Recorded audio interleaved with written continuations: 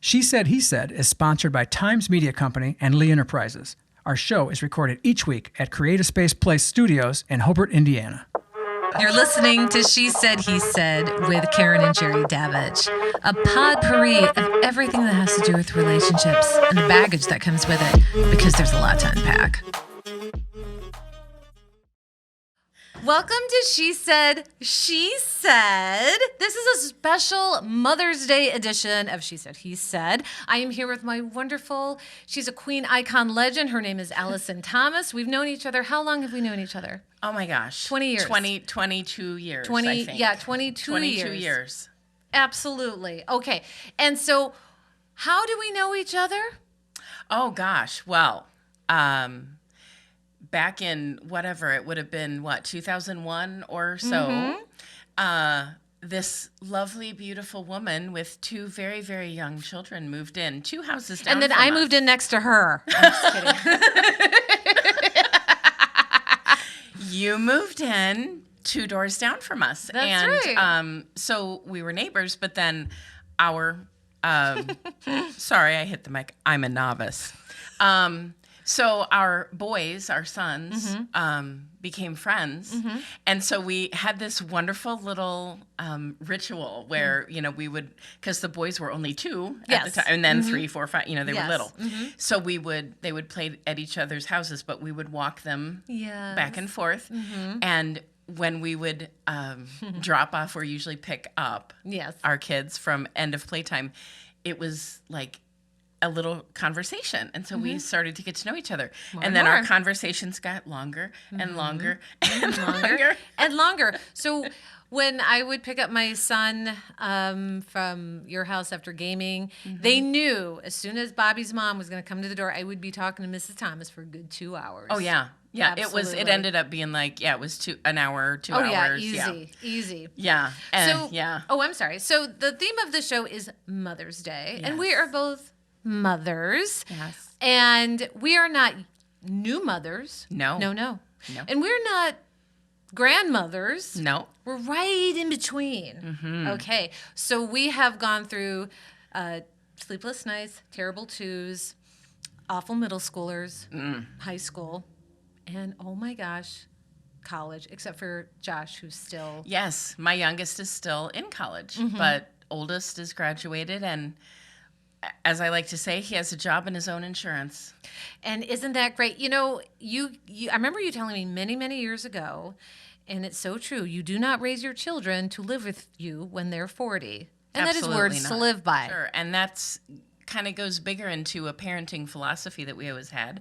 I know I've shared this with you many times. When we were parenting, we always were thinking, whenever it was time to make a parenting decision, which decision of the options we have in front of us is going to help equip our kids to be productive, successful adults. Example, we in 3rd grade, 3rd grade is kind of that transformational year when kids kind of get more independent. They have to do their own planning and bringing home books and homework and such. Well, my oldest was not having it. He was not catching on. Didn't want to do it. He just didn't. I would say, why didn't you bring your book? I forgot. Everything was I forgot. Well, that's not how you can get through life as an adult. No, so you can't forget everything. No, you cannot. No. So one night, panicked, 3rd grader came in, Mom, I forgot my whatever book, and if I don't get this assignment turned in tomorrow, I'm going to get an after-school detention. Dun, dun, dun. So, we have options, right? I knew parents at that time even that would run back to the school or call the janitor and beg that would to be me. let in. That did actually happen, and I did do that. So let's see what you should do from Mrs. Thomas. Well, so what we did was, we just knew that the only way to affect change is human nature, right? The only way to really change is to feel discomfort, because if you're comfortable, you're not going to change. Wow. If things are cruising along, right? So I looked at my 3rd grade son who was kind of in a panic, and I just said, well, I guess you're going to serve the detention then. And what did he do? Did he have a complete meltdown in front of you? He was not happy. No. He was not happy. But he is also a kid who his highs are only a little high and his lows are only a little low. He's pretty. Yeah, Alex, she's talking Steady about her Eddie. son Alex, who has always been, just middle of the road, gonna take it easy. I'll take life as it comes. Yeah. I'm gonna be okay. He was upset, but he was not like, Not like inconsolable. what my son would be like. Now, my son Bobby is very tightly wound, and his head would have exploded off his neck. But one of my fun memories of you, this goes way back to when I was still living on Marion Street, and you and me were enjoying maybe a little bit of wine. A few adult beverages. And Alex and Bobby and maybe Sarah. I don't know if maybe she was at a friend's house. I think Sarah was there. And Josh. They were all just putting shows on for us. Yes. And we were like, do it again. They thought, oh my gosh, we should grow up and go on Broadway because look at our moms. Yes. They are laughing like they've never heard anything so funny. That was definitely a memorable night. And your husband Dan comes in and he knew. He shook his head and walked away. Yes, he did. He knows. Jerry's niece is having a baby and she's having a boy. So she already has a 3-year-old boy. She's having another boy. What advice would you give to somebody like Carly who will be a boy mom? What would you say?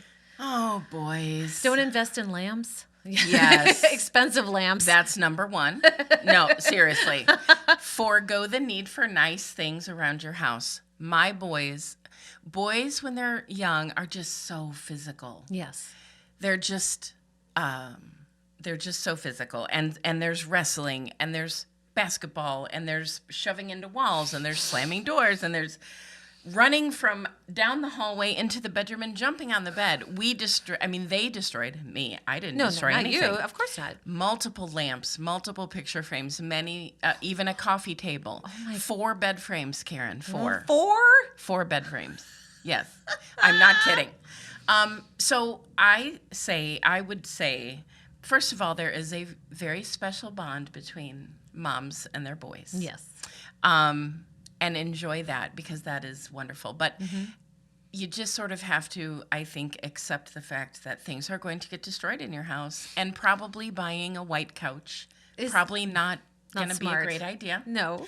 Wait for that. You know what I just purchased? Did you a purchase couple weeks ago? White couch? It's light gray. Ooh. Which now kind of leads me into my second question, or just another topic. So, because Jerry and I guess we are considered empty nesters because Bobby is, my son is graduating from IU and Sarah is in the Air Force, so she lives in North Dakota. So we're like home alone. And now, how long has Josh been in college? He graduated in 2021 from high school. So this is 2 years. So 2 years you and Dan have been just Allison and Dan, not Mr. and Mrs. Thomas. Yes. Not Alex and Josh's mom. Right. And what has that been like? Keep it clean. This is a family podcast, but what has that been like?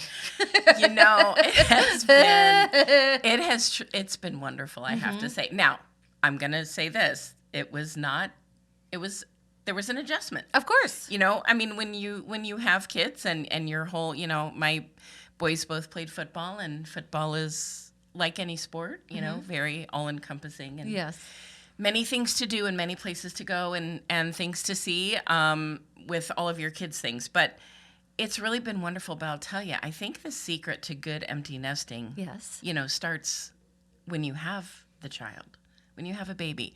Because there's this whole lifetime process. Well, for the child, it's only 18 years, really, right? Well, you hope 18, 19, whatever, maybe.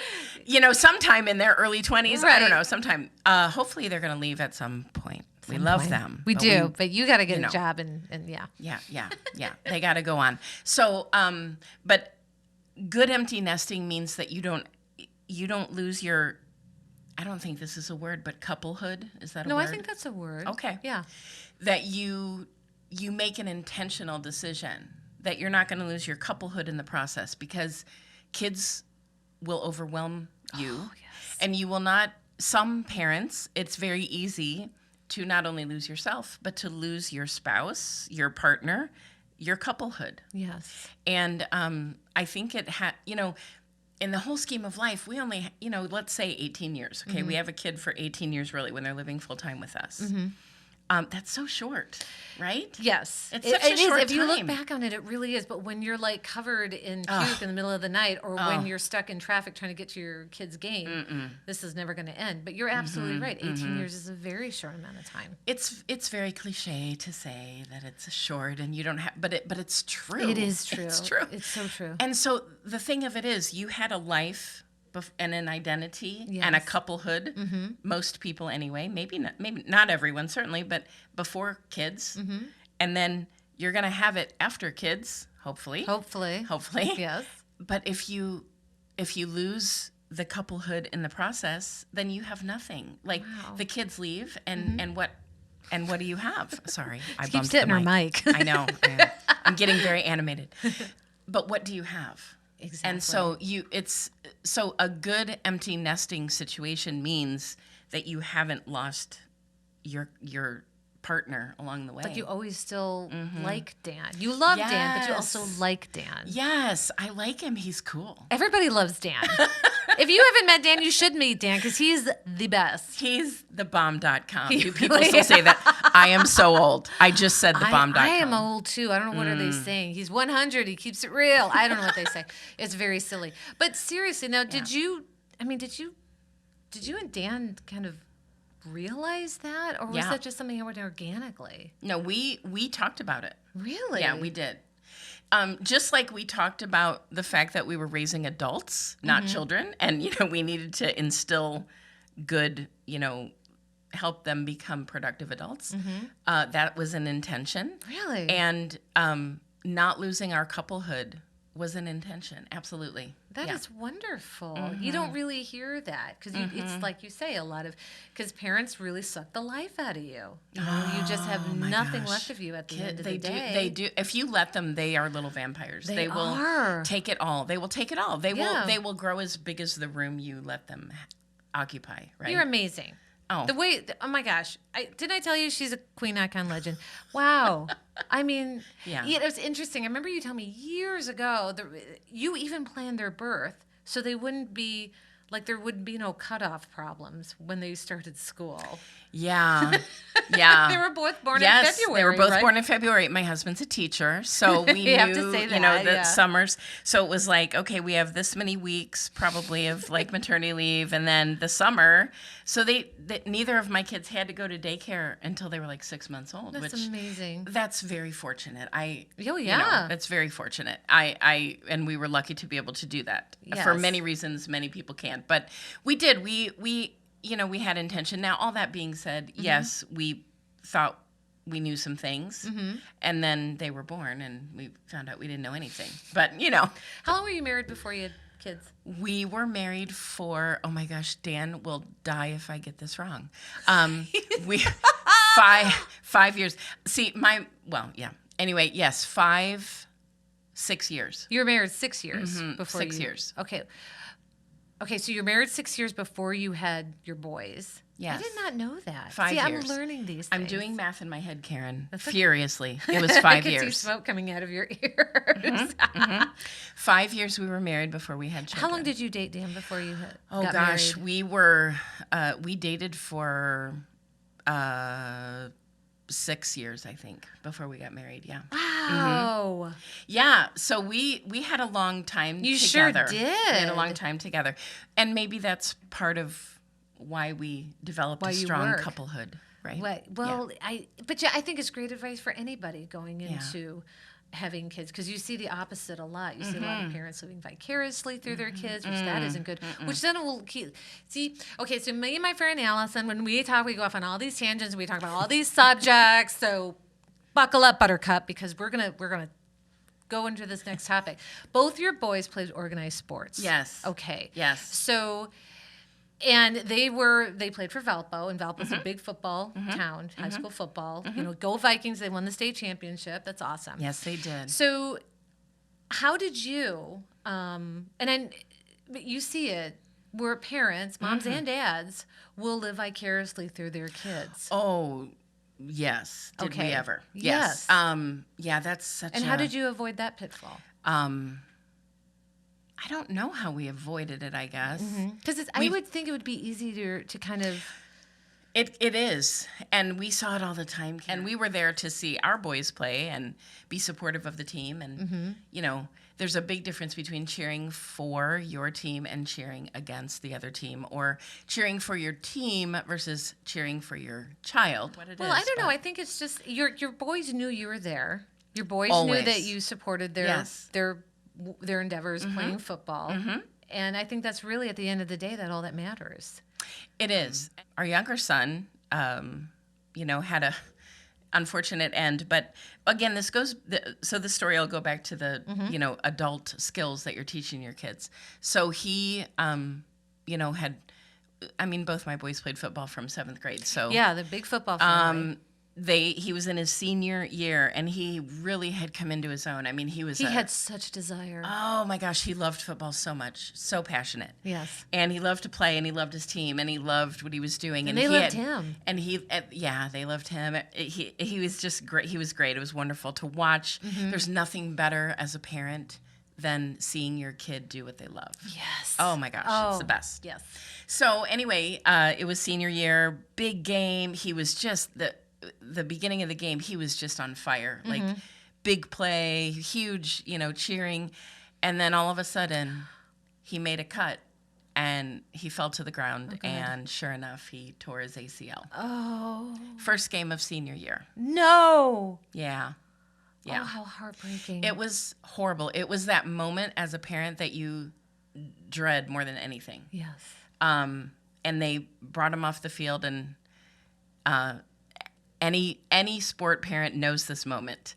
So they put him on the bench, you know, the training table. The trainer takes a look at him, does his assessment, and then the trainer comes up to the fence, looking up into the bleachers, and does the come here, mom and dad. No. Like, your stomach drops. I had no idea that out of your body. I knew he was injured. Yeah. But I didn't know it was that. And so when you made that kind of walk down the bleachers, did every parent yes. sorry? Yeah. And yes. There's a collective, oh my gosh. So like, sorry. And I had seen other parents do it many times. Right. And you hope it's never you, but then it is. Then it is. And and the trainer said, it could be his ACL, which in sports language, you know, the season's over and there's surgery and rehab. Months and months. That was his whole senior year, was surgery, recovery, and physical therapy. Oh, Josh. Yeah, it was his entire senior year. How did he take it? When you saw him on the field, how was his, demeanor? Was he just incredibly crushed? He was certainly sad. Yeah. Absolutely he was. But he took it like a champ. Again, both of our kids knew they had great perspective that football wasn't going to be their life. Right. Their life was going to be their life. Yes. And so he, it was certainly disappointing, and he would have much rather been on the field, but he stayed on the sidelines and went to practices and went to games and cheered his team on and for the rest of the season, and he took it really, really well. I'm so glad. And one of the best moments was a whole big group of his teammates came to see him at the house. Oh my gosh. Yeah, he was in his bed on his little leg machine with the ice and the compression things and all of that. And yeah, I have these great pictures of all these boys, surrounding him. So. Oh, that's wonderful. Yeah. It's interesting that you say that your boys knew that they're playing football in high school. It is not their life. And it goes to probably some parents there that think, my kid's the next Peyton Manning or Justin Fields, or I don't know a lot of players, so I'm just picking them out of the air, Right. I don't know, Jim McMahon, if we're gonna go way back there. Yeah. But I mean, really, so these parents kind of truly think my kid's gonna get that full ride scholarship to Notre Dame or Stanford or whatever, and it's They're not. The number of those are very, very, very small. And certainly kids do get them. Oh, I mean, obviously. Yes. But gosh, I mean, Oh, gosh, the is right. percentage is very, very small. Very, very small. And again, I mean, it's raising kids versus raising adults. You know, football is football, and my husband is a middle school teacher, and he always says, you know, that every kid needs to find their thing. You know, they need to find their people. Yes. Whatever that is. If it's Exactly. band or theater or science club or Right. whatever, Dungeons and Dragons, or sports, whatever it is. They need to find their thing. But that thing that's not who they are. It's what they do. Right. It doesn't define them completely. And you know, Josh, you know, there's a lot of talk these days about resilience and raising resilient kids. And honestly, in a lot of cases, we're not doing such a great job of raising resilient kids. But I'll tell you, Josh, going through that disappointment, there was nothing that we could do to change it. No. That was one time we couldn't save him, even if we wanted to. Exactly. Yes. There was just no way. Yeah. Fix it. Yeah. You know? So he had to go through it. And but you know, it's him experiencing that loss and overcoming it and realizing that life went on and he could still be happy and Exactly. he His still friends still he love still had a him. great senior year. Yes, he did. What is Josh doing now? Where is he going to school? He is going to Grand Valley State University just outside Grand Rapids, Michigan, which is very, where very pretty part of the state. Yeah, very pretty. And my older son graduated from there. It's so funny they ended up at the same place. It's who never planned. But Right. anyway, and he's majoring in elementary education. Oh. He's going to follow in his dad's side of the family footsteps and go into education. I think that's absolutely wonderful. He's so cut out for it. So he works on campus in the daycare center on campus. Now, not many males choose to do that. I was going to say, Yeah, he changes diapers and does it all. And he's come into contact with every major bodily fluid there is. And he loves it. And he goes back for more and more and more. He just adores it. His bosses and supervisors love him. He's the best. And that's something this is one other, talking about parenting. Yes. This is one other thing. You know, no one can convince someone to like that. No. You know, I mean, Yes. you could try to convince someone, hey, Yeah. it's okay to get, It's you fun, know, you know. it's good to change stinky diapers. Yeah, Like, builds no, character, you know. that's not anything you're gonna convince someone of. That is just in him. It is Yeah. who he is nature at his versus core. nurture. So this is nature. Yeah. You have to help your kids discover who they are, you know, what their skills and their natural tendencies are, and then help them, you know, nurture those. Exactly. And then also help them understand where maybe some of their weaknesses are and help them learn how to compensate for those. really are. Now, your older son, Alex, just turned 24. 24. Isn't that crazy? My son will turn 24 soon. Yes. So now tell your listeners, what is the big news with your son? Oh, gosh, Alex? wow. Talking about, you know, mothers, like I said, we're not new mothers, we're not grandmothers, but we're in this incredible, wonderful, amazing time in our kids' lives that Yes. they're doing what? What is Alex doing? He is engaged. And we are planning a wedding. Well, yeah, I'm helping plan a wedding. They're getting married next summer of 24. And you know, if anybody's planned a wedding recently, you know, you got to be on it, man. Oh, like heck early. yeah. And yes, and my future daughter-in-law is just amazing. And there's nothing more fulfilling than watching your child pick a life partner who is just amazing and wonderful. And she is, I mean, everything that I could have hoped for. When somebody loves your child and treats them with respect Yes. and love and trust and all these wonderful things, it's just got to make your heart so full. Oh, I'm so proud of him. I'm so proud of him for I am picking proud of her. him. I remember this quick story about Josh, just when he was a little kid, and you'll know the story because I've brought it up many times. But one time I think I was bringing Bobby over, and Josh was literally running around the house, outside, running around the house doing laps, and you're like, yeah, I don't know what, maybe he was acting up and Yes. said, run it off. Yep. And he did. We made our kids go run laps around the house. Talk about boys. Again, they're so physical, and sometimes they just have to have a physical outlet. That's why we put them in all the sports. Yes. They both they did indoor, outdoor soccer. They did basketball and flag football and baseball and t-ball, and they did it all because they just need, boys need a physical outlet. And they need a lot of milk. How much milk do you go through? Oh, my Lord. At the height of raising boys, we were going through like 4 gallons of milk a week. Jeez. People would see me in the grocery store and just gasp. Yeah, so like, I have brittle bones, something. Yeah, our boys, in their heyday used to eat a box of cereal as a snack. A box, not a bowl. So, again, we're on Mother's Day. So, can you tell me one of your favorite Mother's Days?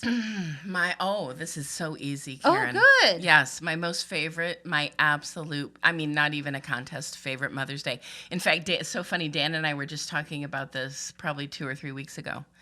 So Alex was born at the end of February, and he was not an easy baby. He was fussy and colicky, and he had a lot of tummy issues, and as a first-time mom, hard. I was, I'm not going to lie, it absolutely rocked my world. Of course I did not handle it well.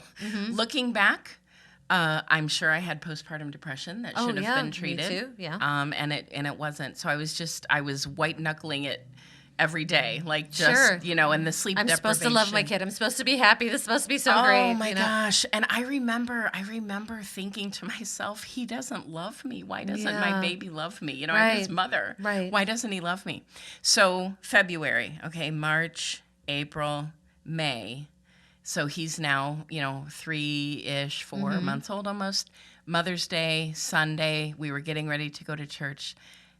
That little boy looked me in the face and smiled at me for the first time. Oh. And it was like, I bawled. It was the best Mother's Day gift I ever received and probably ever will receive. We're going to have to save this for another show, but to new moms out there, new moms, and not on your second kid or your third kid, but your first kid, it's hard. Oh, it's so It is. hard. I always say that, it's almost as if someone took your life, turned it upside down, shook it, and everything you knew about your life is out. Totally. And that's how I felt because Bobby was a fussy, colicky baby that just didn't seem happy. Yeah. So, but that would be for another time. That's a whole nother thing. Ooh, My point is, don't feel shame because being a mom is so very hard. It is so hard. It's hard to, they say, let them make mistakes. And it's hard to do that, but you have to, because like you said, you learn from it. Yeah, you do. Know? And what I wish for myself, what I would do if I had to do over, I would have let people help me. Oh. Because I had opportunities for people to help, like just take the baby for 3 or 4 hours while I take a shower. Yes. Something really unique, like take a shower. Hey. Or take a nap. Oh, a nap. Or sit and stare at a wall. Or watch what I want to on TV. Just anything. All of that goes away when you have a newborn. It just it's done. No one can prepare. No. You can read all the books. You can have everybody tell you everything under the sun. No one will prepare you how hard it is. No. And we don't mean to deter you. If you want to have a baby, you go have your baby. But there's no shame in feeling like I can't do this. No. Because it's so true. You can't. No, and let people help you. They want to help you. Yes. Motherhood is, it is the most amazing, wonderful, like overwhelmingly beautiful, and at the same time, horrifyingly frustrating, exhausting, and terrifying thing you'll ever do in your life. It is. It really is. No one can prepare you and it's stormy seas and you just don't know, where you're going to land. But I think the advice that you gave in our little podcast here was just valuable and wonderful. And I hope people listen to it and follow that because it's so important. It is. It's the most important job in the world. And you want to do it right? You do. Well, you do. And we're, like I said, we're at this juncture that we're both very proud of our kids. Yes. And I always say there, but for the grace of God go I. Because we don't know. We don't know. But we hope that we instill some sort of valuable lessons that they take with them, and don't be a butthead. 100%. Parents love their kids, right? Of course they do. They should. You love them. There's no, of course. I don't think it's a love that, it's a different kind of love that you don't feel for any other human. It's your kids, you love them. But not everybody likes their kids. Well, there were times when I didn't quite. Well, middle school, hello. Middle school is a bad time. And so, there are times that we don't like our kids' behavior. Oh, no. But No. as adults, like my kids being young adults now, I mean, I like them. Yes. Like, I not only love them, because I will always love them as their mother, but I like spending time with them. Isn't they make it neat? me laugh. It's the coolest thing ever. The way you hope to get there, and you Yeah. hope to get there. It's no guarantees. No guarantees. But we hope to get there. And that's the thing, you with kids, it's very much you put in, you invest, Yes. and you don't always see the payoff right away, because they go through those gnarly middle school, God, in high school. That's a whole thing. Oh God, That's a whole the smells, boys. Oh yeah, that's another thing. Get Warn used those to moms smells. About the smells. It's very smelly. Yes, they are so smelly. But so you don't get the reward. The reward is delayed. A lot of it. Now you get rewards along the way. You have moments, of course, here and there. But to get the big reward, the big reward then is it's all worth it. Oh my gosh, when you see these lovely humans that you've raised. Yes. And you did that. You did that. It's like such a great feeling. And when they say things to you like, gosh, Mom, man, thanks for, raising us the way you did. I understand why you did things the way you did now. And man, I wish other parents would have done that. Like, oh my gosh, it's the greatest. Isn't that the best? Good for you. I want to thank you so much for spending time with me today. I will spend time with you any day. I love that. You're my friend. No, I really do. Seriously, I just think the world of you. I thank you with all my heart for being here and being on this special episode of She Said, She Said. And so we will have you come back, because I think we've got a great flow. We'll have you come back and we'll talk about, other topics, so fun many topics. things. A really fun topic we can talk about is menopause. Woo! No, it's totally fun. Seriously. Thank you so much, Allison. I love you. I love you. Okay. Yay! You've been listening to She Said, He Said with Karen and Jerry Davich, sponsored by Times Media Company and Lee Enterprises, and recorded at Creative Space in downtown Hobart. Find us at nwi.com and where you find all your podcasts. If you enjoy our show, we hope you return with your own viewpoints about couples, relationships, and the subtle or not so subtle differences between spouses, mates, partners, and potential partners. We welcome your opinions, your experiences, and especially your love lessons.